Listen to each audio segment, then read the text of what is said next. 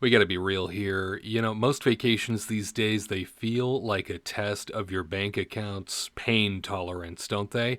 You start with good intentions, certainly, but things like, let's keep it under budget this time, they don't really seem to work out anymore. And before you know it, you've dropped $7 on airport water and $50 for checked bags, $300 a night for a hotel that ends up smelling like wet carpet and, I don't know, probably regret more than anything. But here's the twist. While airfare and hotels keep climbing, cruises are quietly becoming the best bang for your buck vacations on the planet. Even in this economy, even with most of the cruise lines now nickel and diming and adding fees to things that were once complimentary or included.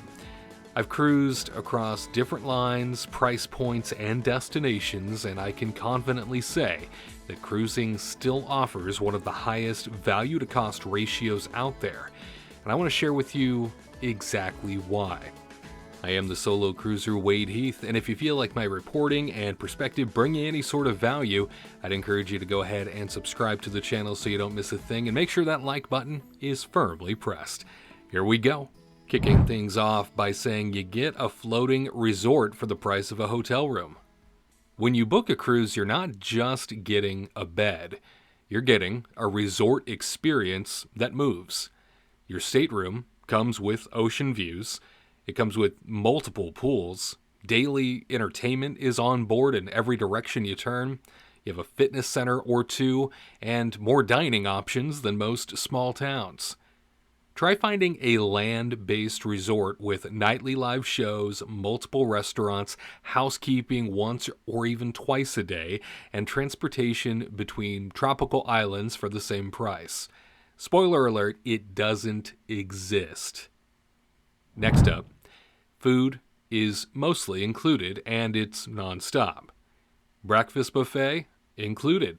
Multiple course dinners included. Late night pizza and ice cream, oh, that's also included.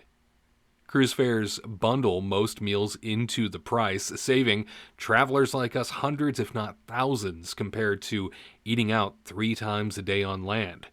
Even if you splurge on specialty dining, it's usually far less than what you'd pay in a city restaurant.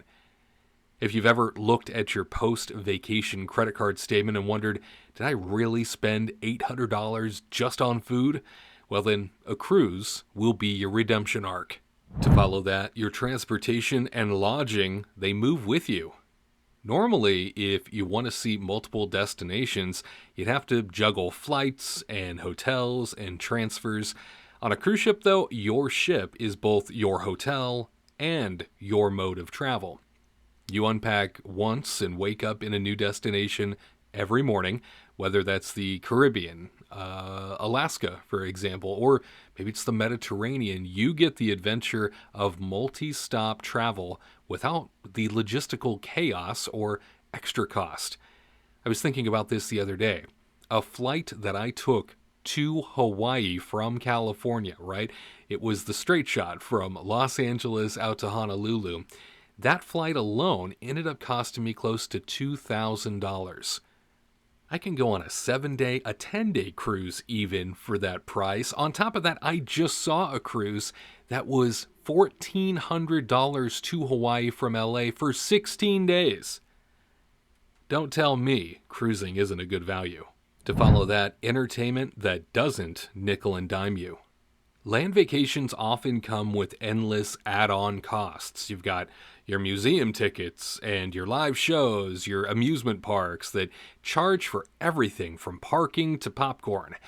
On a cruise, though, you can fill your days with comedy shows, Broadway-style productions, trivia, dance classes, movies under the stars, pool parties, all without spending another dollar.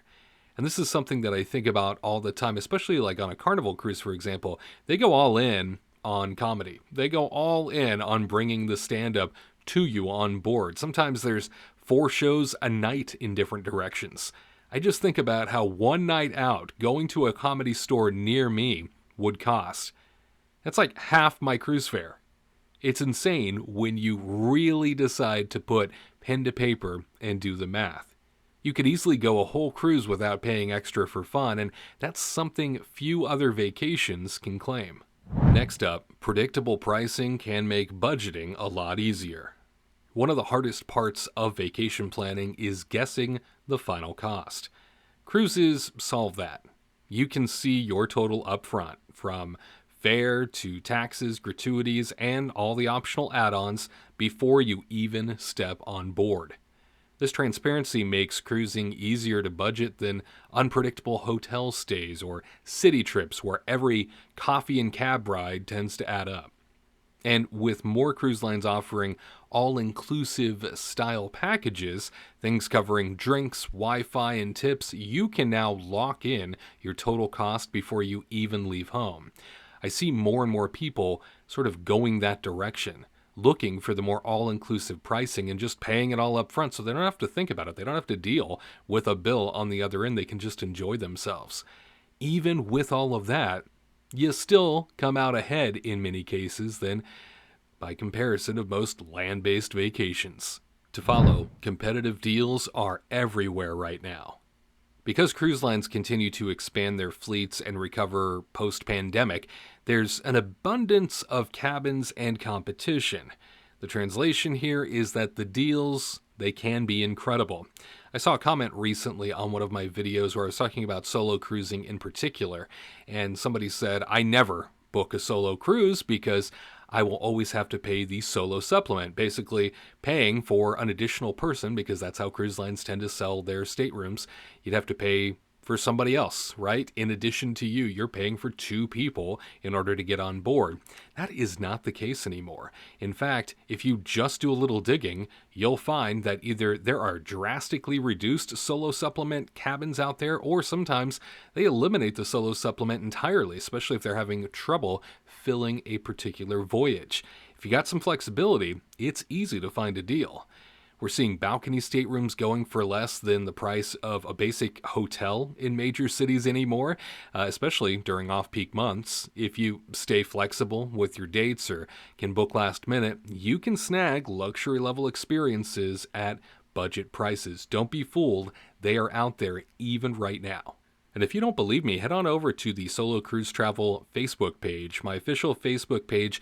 I drop multiple prices every single week that are either solo supplement eliminated or drastically reduced solo supplements where the total cruise fare is presented for you. When I find the deals, I share the wealth. I want you to be able to take more cruises. I want you to be able to enjoy yourself. Head on over there, become a part of the community, and do not miss these price adjustments when I find them, because if you don't jump on them within a couple of days, they're gone. That's how deal finding works. So happy to share them with you if you want to head on over to the Facebook page and check it out. Continuing on, you get an international experience without the exchange rate stress. Traveling internationally can get very expensive very quickly. Your flights, your currency conversions, and pricey accommodations, they add up in lightning speed. Cruises let you experience multiple countries or islands without the sticker shock. You can enjoy beaches in Mexico, culture in Spain, or glaciers in Alaska without worrying about foreign transaction fees or $20 cocktails in tourist zones. And finally, you can customize to fit any budget. Whether you're a budget-conscious traveler or a treat-yourself type, cruises are flexible by design. You can go ultra frugal with an interior cabin and complimentary dining. I have done that many times just to go on a cruise, just to go have fun. I keep all of my ducks in a row and I penny pinch a little bit.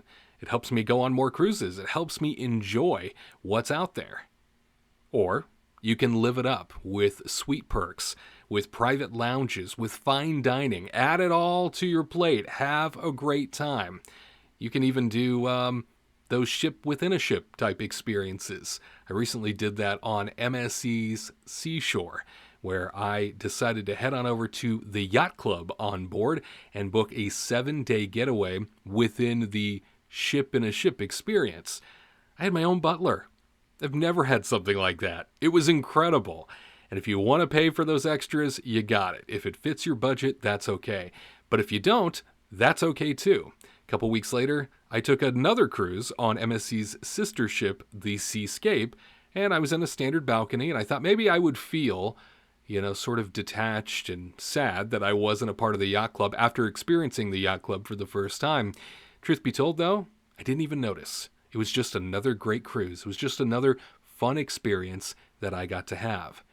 That flexibility means you control how much you spend without sacrificing the core experience of being at sea.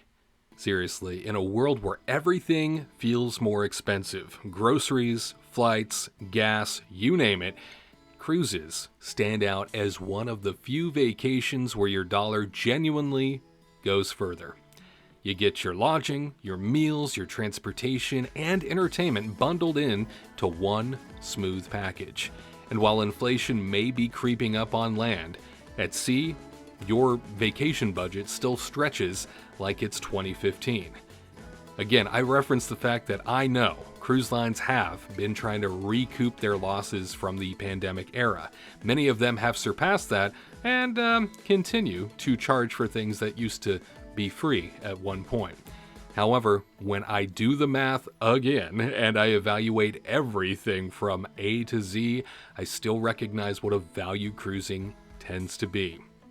So if you've been hesitant to book that next trip because of rising costs, maybe it's time to look toward the horizon, literally. Because sometimes the smartest money move isn't cutting back on travel, it's just cruising smarter. Are you somebody who cruises smart? Do you seek out those deals, or is it really more about the ship specifically, the line that you want, or the itinerary overall? I'd be interested to hear how you decide on which cruise you take and where. Are you looking to get into cruising for the first time or get back to it? I'd love to hear from you. Whatever your questions are, feel free to drop them down in those comments. And you heard me mention it here a second ago. I stayed in the MSC Yacht Club. I went all out with that budget, that's for sure, to enjoy a little bit of luxury at sea, where I had round-the-clock butler service and a ship-within-a-ship experience that, oh my gosh, I will never forget. If you'd like to see what that video is like, check out the link on the right. Or if you'd like to learn about saving more and just doing the interior cabin on a ship, check out that video on the left. I'm the solo cruiser Wade Heath. We will see you next time.